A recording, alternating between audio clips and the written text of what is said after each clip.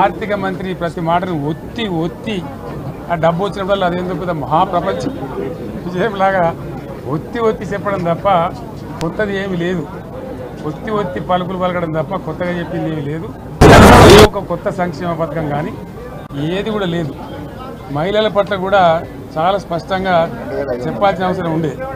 కానీ వాళ్ళు మేము 1,00,000 కోట్లు ఇస్తాం అన్ని రుణాలు, ఆ రుణాలు వీలేదో ఇస్తున్నట్టుగా అది ఆల్రెడీ ఉన్న స్కీమే, నథింగ్ న్యూ అబౌట్ ఇట్, ఏమి లేదు.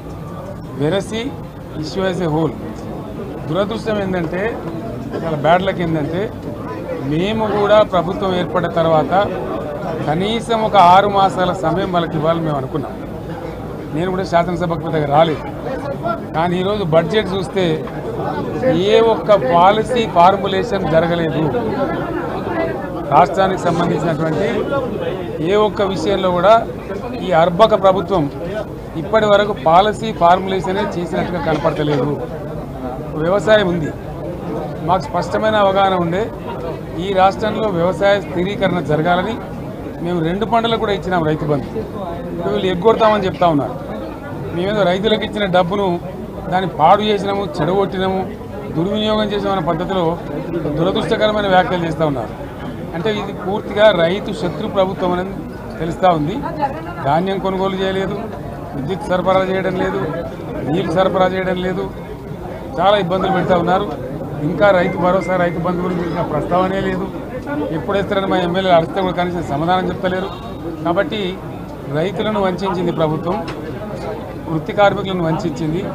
ఒక్క పాలసీ, ఇండస్ట్రియల్ పాలసీ ఏమిటి? ఏమి లేదు. బట్టి గ్యాస్ ట్రాష్ పంచరంగం ఈస్మాన్ కలర్ లాగా చెప్పడం తప్ప, స్టోరీ టెల్లింగ్ లాగా ఉన్నది తప్ప బడ్జెట్ చెప్పినట్టు లేదు.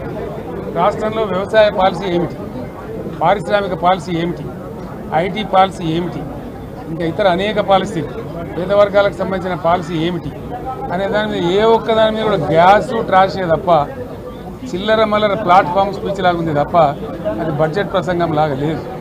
రాజకీయ సభలలో చెప్పినట్టుంది తప్ప ఏ ఒక్క పాలసీని కూడా నిర్దిష్టంగా ఈ పనిని మేము ఎట్లా సాధిస్తాం, మా గోల్స్ ఇవి, మా టార్గెట్స్ ఇవి అనే పద్ధతి కానీ పద్దు కానీ లేదు.